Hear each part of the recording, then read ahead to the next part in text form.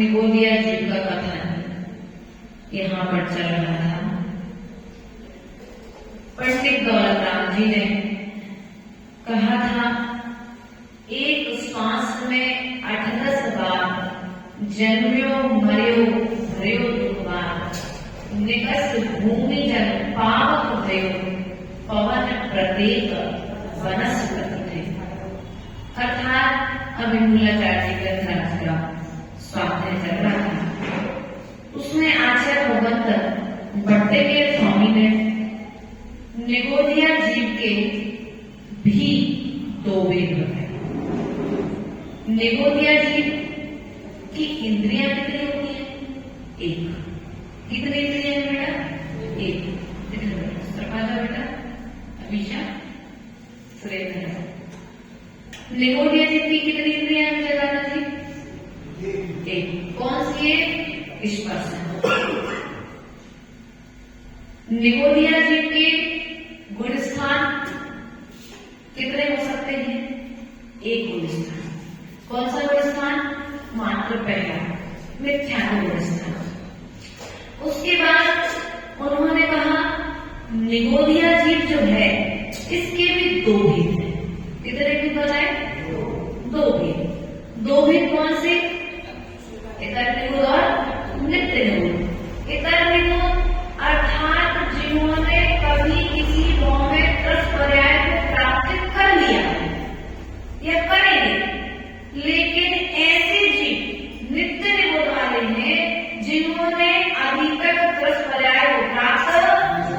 नहीं किया है। इस प्रकार से कल हमारे लिए श्वासों की विवक्षा भी आचार्य भगवंत ने बताई थी कि यह जीव एक मुहूर्त में लगभग 3773 बार सांस को लेता है और छोड़ता है।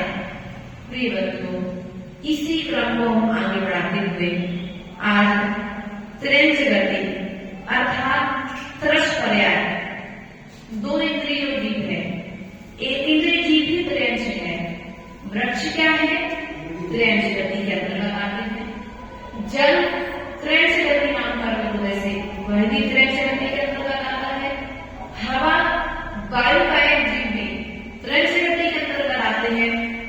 वनस्पति कायक जीव भी त्रेंच गति के अंतर्गत आते हैं और अग्नि कायक जीव भी त्रेंच गति के अंतर्गत आते हैं। यदि आपसे कोई पूछ दे वृक्ष कौन सी गति का जीव है तो आप क्या बोलेंगे उसे? त्रेंच गति का। जल कौन सी गति का जीव है?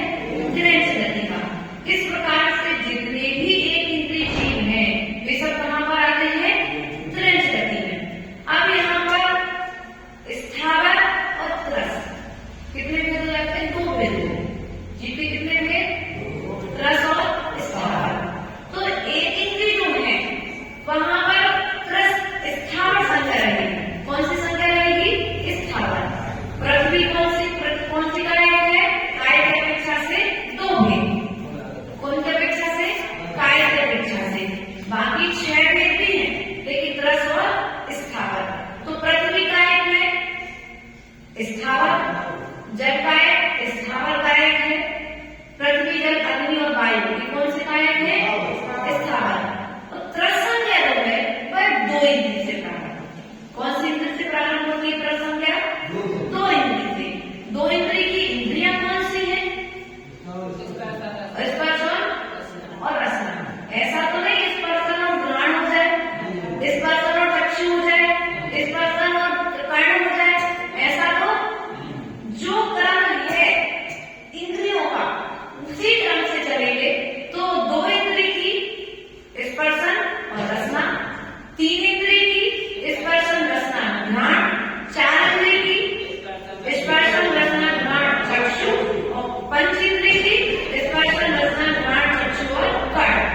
अब यहाँ पर जीव के भेद दो आ जाते हैं, संघी और असंघी। कितने भेद आ जाते हैं? संघी और असंघी। असंघी जीव कौन है? जिनके पास में मन नहीं है। और संघी कौन है?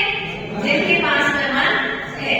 यहाँ पर जीव के और भेद भी बताए तो जीव के दो भेद और बताए गए, संसारी जीव और मुक्त जीव। क्योंकि जो सिद्धालय में जीव है वे भले ही कर्मों से रहते हैं लेकिन है तो जीव, तो वे कर्मों से रहित होने के कारण वे मुक्त जीव कहलाते हैं। और हम संसार में कर्मों से सहत हैं इसलिए हम संसारी जीव कहलाते हैं। इसी प्रकार से आचार्य भगवंत ने त्रस जीवों का यहाँ पर वर्णन प्रारंभ हो रहा है। अर्थात 2 इंद्रिय, 3 इंद्रिय और 4 इंद्रिय और 5 इंद्रिय। अपना जो त्रेंच में संघ के भेद से अपन को जानना चाहिए। आचार्य पंडित दौलतराम जी यहाँ पर कहते हैं, दुर्लभ लही ज्यों चिंतामणि त्यों पर आए लही प्रशतनी लड्डू पीले अरे आदि सरी धर धर मर्यो सही बहुपी। अर्थात क्या कहती है? जैसे चिंतामणि रत्न प्राप्त करना अत्यंत दुर्लभ है, कठिन है, उसी प्रकार से यह त्रस पर्याय प्राप्त करना भी कठिन है। और तो त्रस पर्याय नहीं तो क्या हुए? त्रस पर्याय में भी या तो 2 इंद्रिय हो गए, या तो 3 इंद्रिय हो गए, या 4 इंद्रिय हो गए।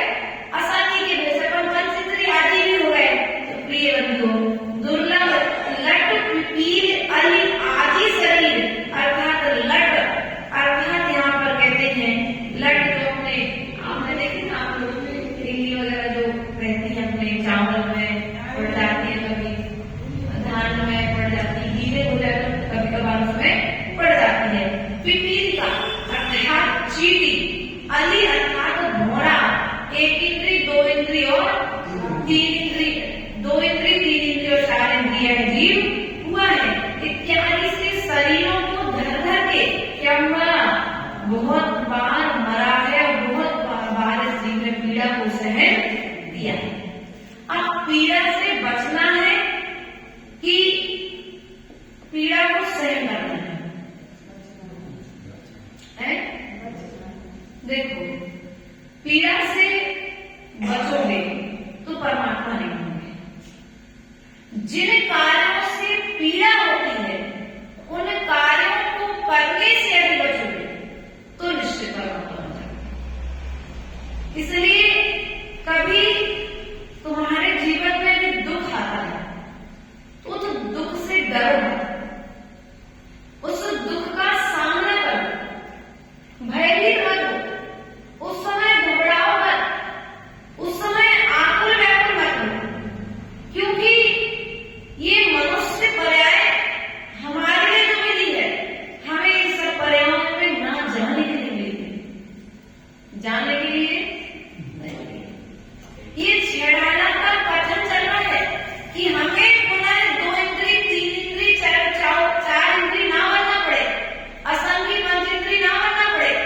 आपके पास विशेषता है कि आप ब्रह्मगान तो सुन सकते हैं, लेकिन असंख्य पंच इंद्री जीव के कान में आप ब्रह्मगान तो सुनाते रहोगे, संस्कार तो बढ़ेगा, लेकिन सुनाई सुनने वाला, समझ में आने वाला तुम्हारे भीतर में तो समझ है ना।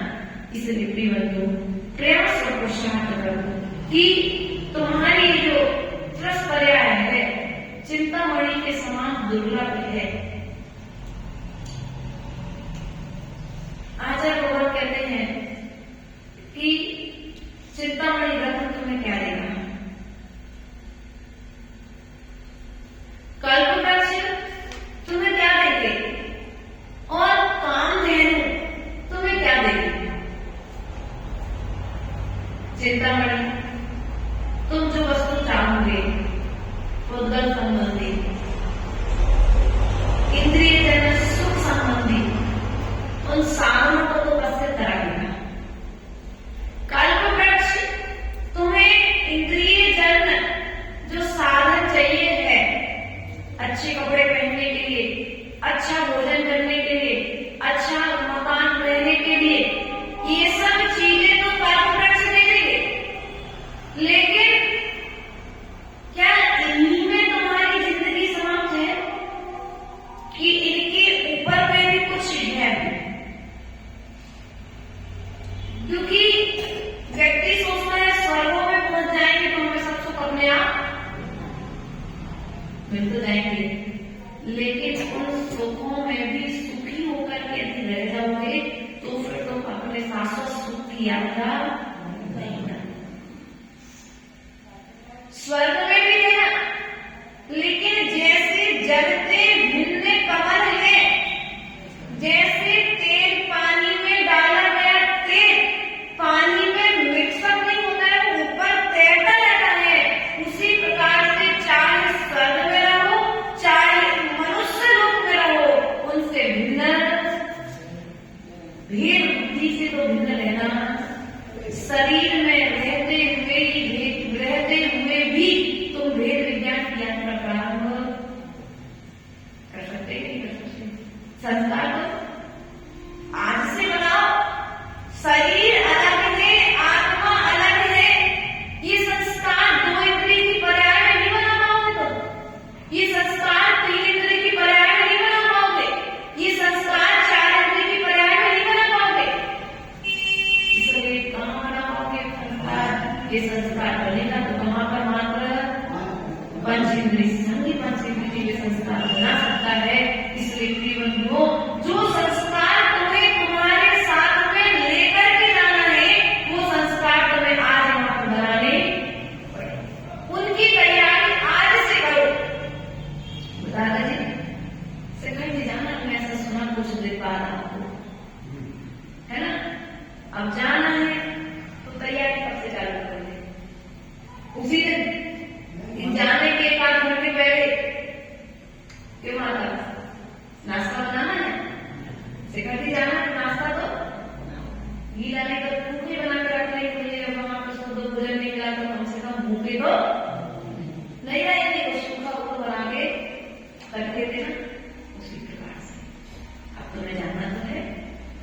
तो निश्चित है आयु का तुम्हारा समाप्त होगा तो तुम्हें निश्चित मनुष्य पर्याय को छोड़ करके जाना पड़ेगा।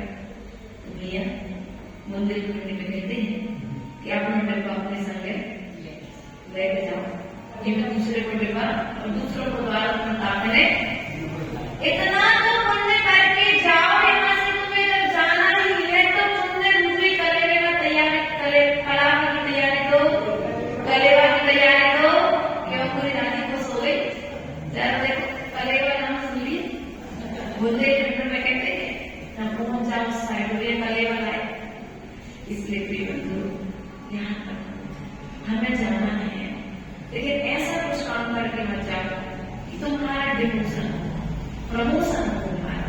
हम यहाँ से आकर के मनुष्य पर्याय से आकर के स्वर्ग तो जाए, लेकिन स्वर्ग में जाकर के स्वर्ग के सुखों में लीन होकर के सिद्धालय की यात्रा करना ना भूल जाए। इस मनुष्य पर्याय में आकर के सुखों में इतने लीन ना हो जाए, इंद्रिय सुखों में इतने लीन ना हो जाए कि हम अपने आगे की यात्रा ना कर पाए और यहाँ से 2 इंद्रिय बन जाए, यहाँ से 3 इंद्रिय बन जाए, यहाँ से जाकर के हमें देव बनना है। और देव बनना तो एक बीच का स्थान है। तो भैया आपको सामने से कभी जाना है, सीधा स्थान तो आज है नहीं, तीसरे स्टेशन पर तो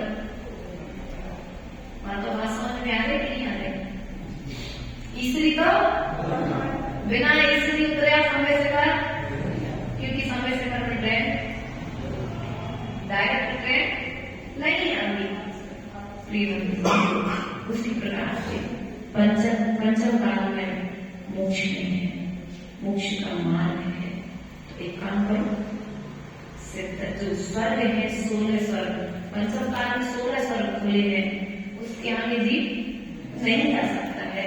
अब 16 स्वर्ग जब है तो आचार्य भगवान कहते हैं तुम तीसरी स्टेशन तक तो पहुंच जाओ, अर्थात 16 स्वर्गों तक तो पहुंचो।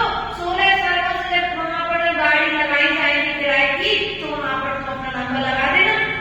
तो जैसे ही पहली गाड़ी लगी और तुम पहले आओगे तो तुम पहले बैठकर के समय से घर जी संयम के त्याग के व्रत के नियम के संस्कार आज से बना लो। यदि संस्कार आज से नहीं बनाओगे तो फिर जाकर के तुम्हें अगली फिर 2 इंद्रिय 3 इंद्रिय 4 इंद्रिय आदि पर्यायों में असंख्य पंच इंद्रिय बन करके निगोलिय नार की जीव बन करके हमें संसार में करना पड़ेगा। इसलिए संसार की यात्रा को यदि समाप्त करना है तो आचार्य भगवान यहाँ पर कहते हैं इस जीव की स्थिति तो देखिए, कभी यह जीव जो है मन के बिना रह करके कितनी बार इस जीव ने दुखों को उठाया है।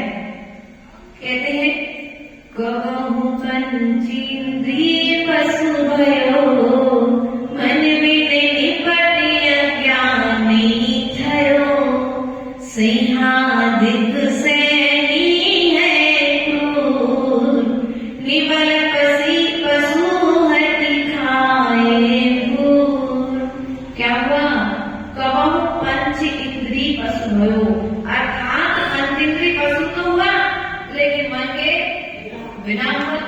अब मन नहीं था तो क्या हुआ? अज्ञानी जीव मूर्ख हुआ और सैनी भी हुआ। तो ऐसे आदि के द्वारा संगी और असंगी के भेद हमने बताया थे ना कि आपको कि मन सहज संगी और मन रहे असंगी। तो कभी मन रहज भी हुआ और कभी मन सहज भी हुआ।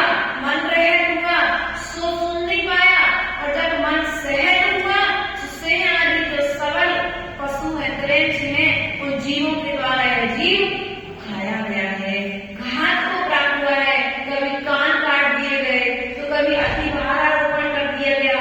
त्रेंच यति के कितने दुख हैं प्रिय बंधु। हम त्रेंच ऐसे इन दुखों को कई बार भोग चुके हैं। क्या कर चुके हैं? इन दुखों को हम भोग चुके हैं। हमें अब इन दुखों से बचना है। किनसे?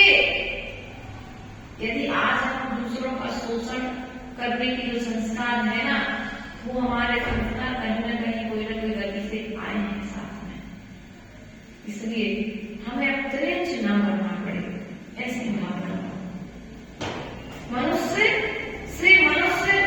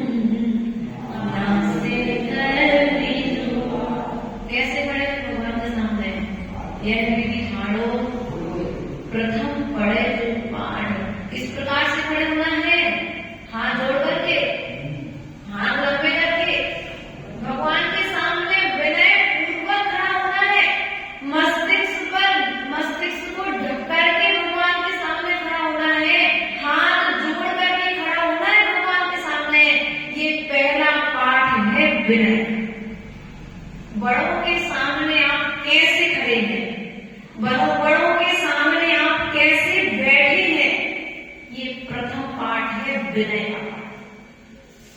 यदि विनय तुम्हारे बीच में भीतर में रहेगी तो तुम्हारे लिए इन आदि आदि पर्याय उदाहरण ज्ञान से ही कल्याण होता है, ऐसा कोई आगम में है क्या?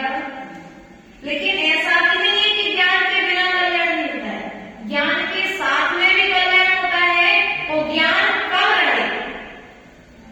कम रहे, ज्यादा नहीं रहे, कम ज्ञान वाले का भी कल्याण हो जाता है।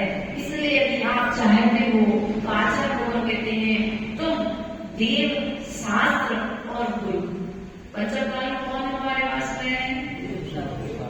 अनंत तुम्हारे लिए मिले क्या बेटा? अनंत तुम्हारे लिए, सिद्ध तुम्हारे लिए, सिद्ध मिले नहीं है, अनंत मिले नहीं है। 5 परमेश्वर में कितने परमेश्वर मिले आपको? 3। कौन कौन से? आचार्य, उपाध्याय और साधु। यदि पंचम काल में तुम्हारे लिए दुर्गतियों से बचना है तो उसका उपाय है इनकी विनय करना। किनकी?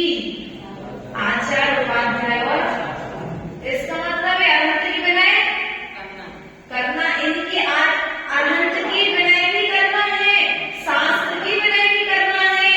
लेकिन जो इनका आचरण करके बता रहे हैं, भगवान की मुद्रा को धारण किए हुए हैं, निर्वृत्त मार्ग की निर्दोष यात्रा कर रहे हैं, ऐसे निर्वृत्त मार्ग की अनंतों के लिए हमें निरंतर नमस्कार, हम तो नमस्कार नहीं करेंगे। देखो भैया, तो इनको नमस्कार करोगे तो इनका कुछ जानने वाला आने वाला है क्या कि विजय दादा जब आएंगे तब ही हम कल्याण होइए भैया? इनका कुछ गुण स्थान 14 से 15 हो जाए, अनंत परमेश्वरी का सिद्धालय में जो विराजमान है उनका विजय दादा आएंगे तो हमारा गुण स्थान हो सकता 6वां हो जाए 5वें से, ऐसा तो कुछ नहीं है ना। लेकिन ये निश्चित है कि देव, शास्त्र और गुरु के नमस्कार से तुम्हारा गुण स्थान जरूर हो जाएगा। जो मिथ्यात्व से सहजना पहला गुण स्थान था, वह तुम्हारा गुण स्थान चौथा हो जाएगा।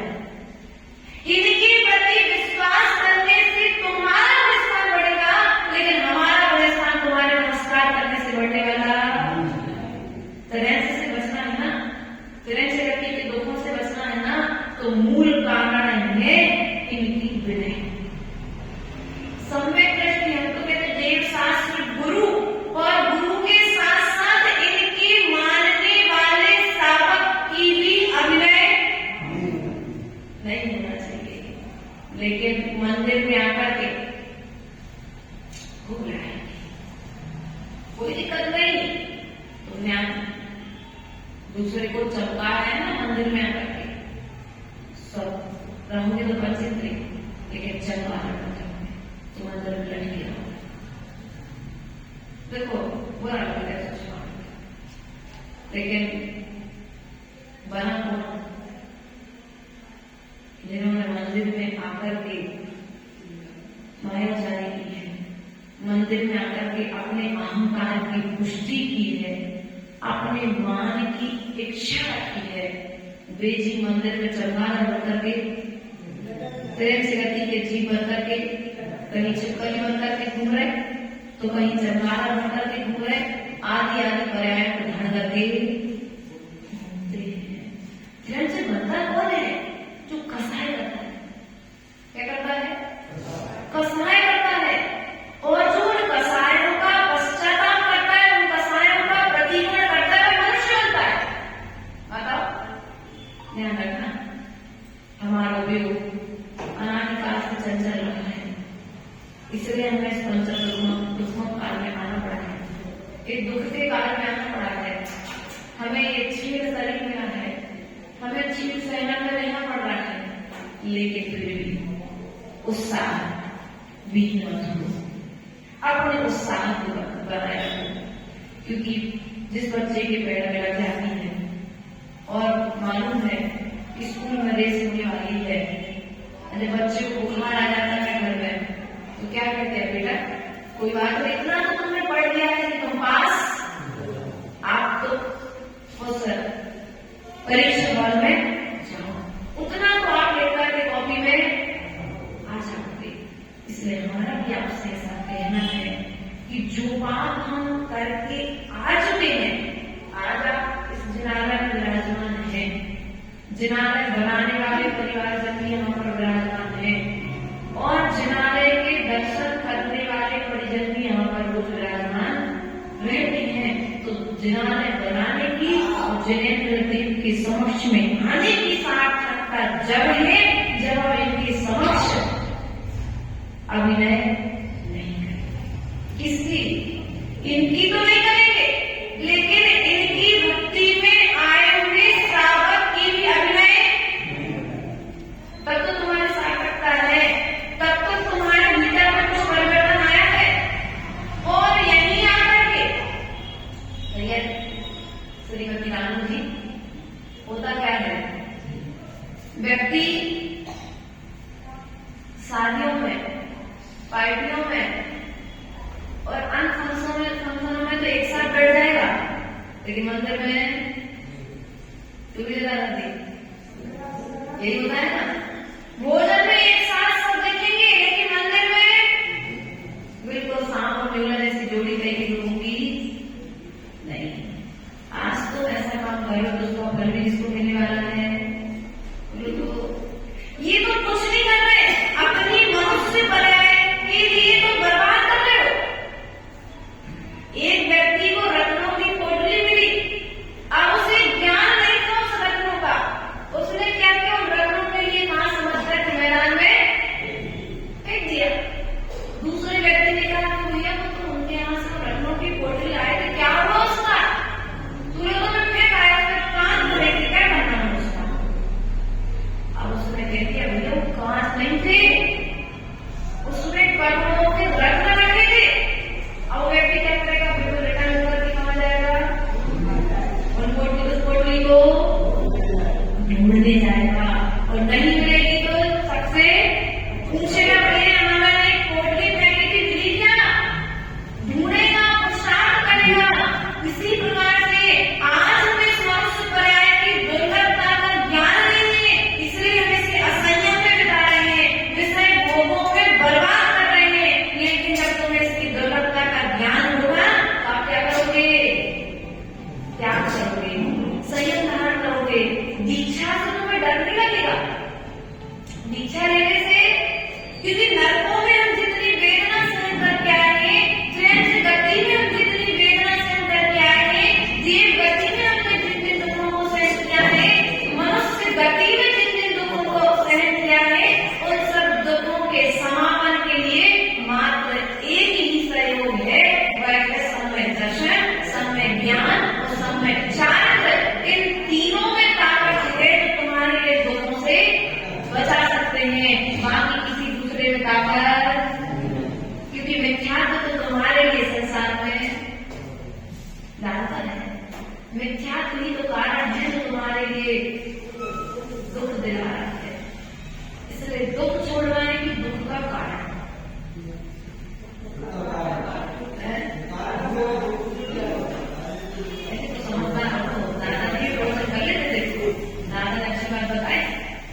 क्या बोले, कारण छूट जाएगा। एक काम करो, पानी गिर रहा है, यहाँ छू रहा था पानी, तो कैसे उस पानी को कैसे रोकोगे। एक काम करो, पानी गिर रहा तो सीधा पानी को हटाओ, झाड़ू लगाए, पानी गिरना बंद, ऐसा करोगे। एक बार करोगे, दो बार करोगे, 3 बार करोगे, 4 बार, अधिक से अधिक 10 बार चले जाओगे, लेकिन 11वीं बार जब पानी छूटेगा तो कहोगे भैया तुम वो पानी छूने में करते खत्म करेंगे।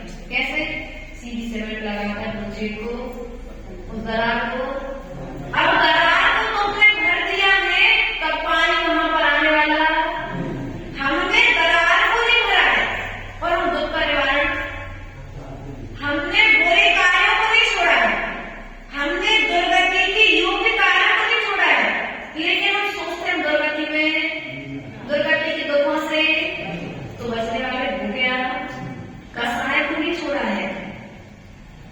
ये बंदो इसलिए छोड़ना तो पड़ेगा बुरी आदतों को जो हमारे साथ में अनादिकाल से चल रहे हैं।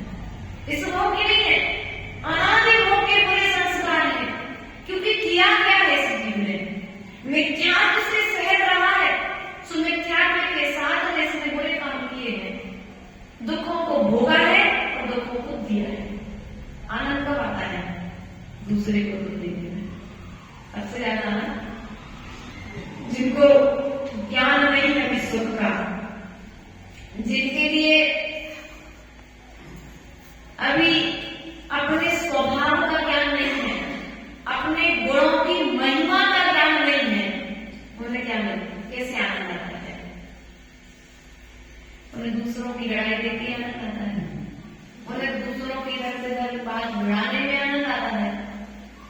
और तो और अगर दो की लड़ाई चल रही है तो भैया तीसरा क्या करेगा? फोटो वीडियो तो ठीक है, अरे तुम ऐसे कह रहे, कल हम उधर खड़े थे तब हमने भी ऐसी सुनी थी, तुम्हारी ऐसी चर्चा कर रहे। अब तो हमने आग तो लगी थी, थोड़ा सा घी, अब तो ऐसे हैं, वे कौन सी गति में जाएंगे? देखिए जी, वे कौन सी गति में जाएंगे? ऐसी चीज बोलो तो मनुष्य बनेंगे, कभी रत्नाकर धारण कर पाएंगे, कभी सिद्धालय जाएंगे? नहीं जाएंगे। वे इन दुखों को प्राप्त करेंगे। वे एक इंद्री बनेंगे, वे दो इंद्री बनेंगे, कहीं छिपकली बन करके घूमेंगे तो कहीं चमकारा बन करके घूमेंगे। इसलिए जिनालय में आओ, जिनेंद्र भगवान के भक्त बन करके आना, जिनवाणी माँ के सच्चे भक्त बन करके आना, गुरु के सच्चे भक्त बन करके आना, क्योंकि इनकी विनय से तुम्हारा कल्याण होना है, इनका कल्याण होने वाला नहीं। इस बात का श्रद्धा करना, इस बात पर बिल्कुल अड़े हो जाना, क्योंकि राजा सैनिक की कहानी हमारे समक्ष में है कि मुनि की निंदा करने करी थी सो नरक के दुखों को भोग रहा है, और मुनि की वंदना की थी सो तीर्थों का प्रकृति को प्राप्त करेगा। इसलिए कभी भी किसी भी मुनि की स्वप्न में, क्या सच में तो ठीक भैया निर्देश, स्वप्न में भी कभी सम्यक दृष्टि सावक, मुनिराज तो महाव्रत हो गए, हम तो चतुर्थ गुणस्थान बढ़ती सम्यक दृष्टि सावक भी कहते हैं, कभी उससे भी ऊंची आवाज में बात अर्पित। ध्यान रखना, मुनि सेवा संग तुम्हारा है तो हमेशा सेवा का मेवा प्राप्त करना, कभी अपमान करके दुर्गति के पात्र मत बचना। दादाजी ने कहा था कि आप विनय पाठ का अर्थ बता दो भैया, अविनय का फल है कि हम आज तक कल्याण को प्राप्त करेंगे, क्योंकि मिथ्यात्व जब तक करेगा तब तक विनय का भाव हमारे भीतर नहीं आएगा। हमने ऐसे ऐसे जीव देखे कि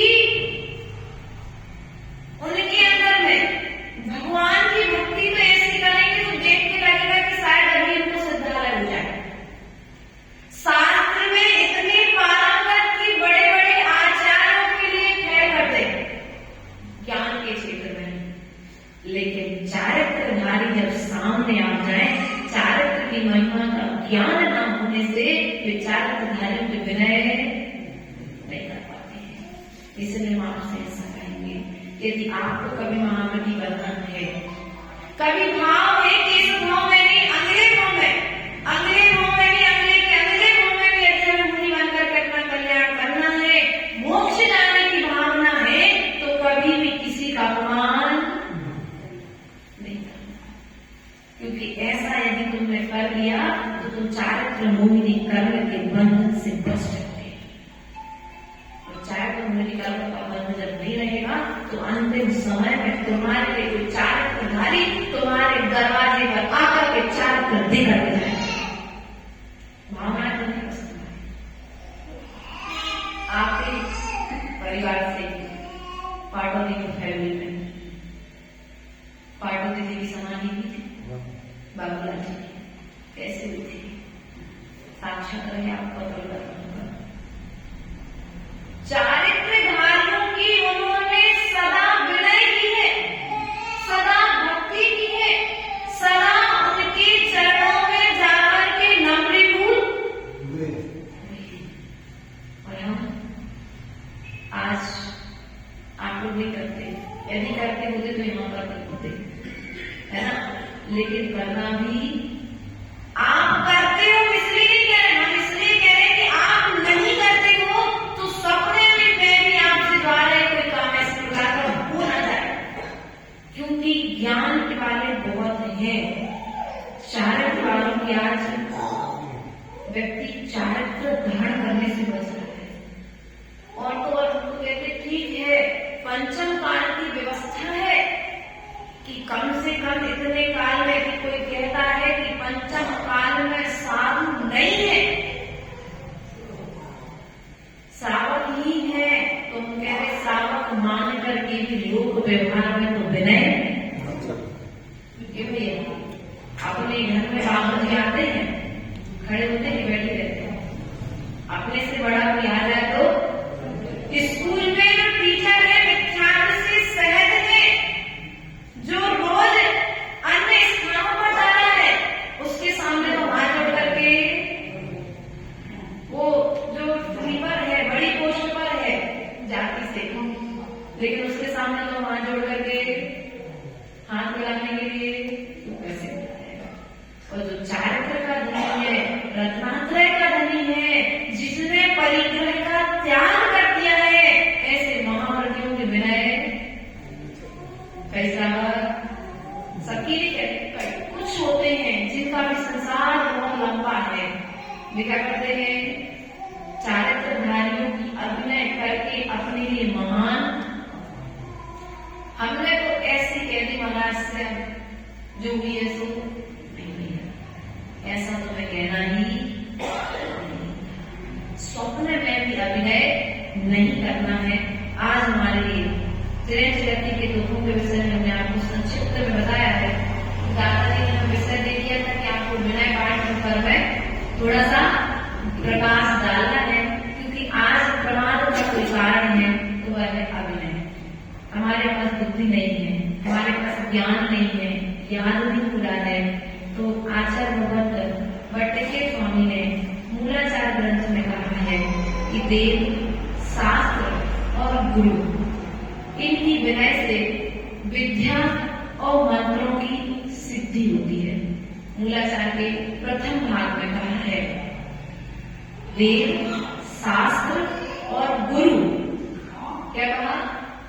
वेद अकेला नहीं कहा, शास्त्र अकेला नहीं कहा, गुरु अकेले नहीं गए, वरना ऐसा करो कि भैया गुरु के राज में सबको भगवान के पास में जाने की फुर्सत। जहां पर मंदिर है वहां पर मंदिर के दर्शन करना है, शास्त्र सभा के समय शास्त्र सभा करना है, और गुरु की विनय के समय जो आवश्यक कर्तव्य है उन आवश्यक कर्तव्यों का पालन करते हुए तीनों की विनय यदि हम करेंगे तो हमें विद्या मंत्रों की सिद्धि होगी, और विद्या मंत्रों की जब सिद्धि होगी तो हमारे लिए सिद्ध अवस्था की सिद्धि हो जाएगी। इन्हीं भावनाओं के साथ में हम प्रयास और पुरुषार्थ करें, देव शास्त्र गुरु की अभिनय से बचें। आज नियम ले लेना, हम तुम्हारे लिए रात्रि भोजन त्याग नहीं कराएंगे, आलू प्याज का त्याग नहीं कराएंगे, लेकिन इतना त्याग तो आप लोग हमारे कहने पर, हमारे में माँ जनवाणी की कहने पर तो कर ही सकते हो। तो राजेश जी, इतना तो कर ही सकते हो कि कभी भी हम देव शास्त्र गुरु की अभिनय नहीं करेंगे। यदि कभी की है तो गुरुओं के पास जाकर उसका प्रायश्चित लेकर के अपने गुरुओं में स्थिर हो जाएंगे। बोले परम पूज्य आचार्य गुरु स्वामी विभो सागर जी महाराज की।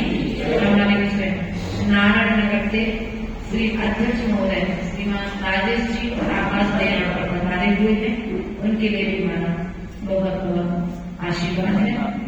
जिनवाणी की ज्ञान दे सुझे चौवाड़ी मस्ती सदा देते हो, ये जिनवाणी हमारी बातों में जो तेरे शरणावे सो पावे सुझे, देव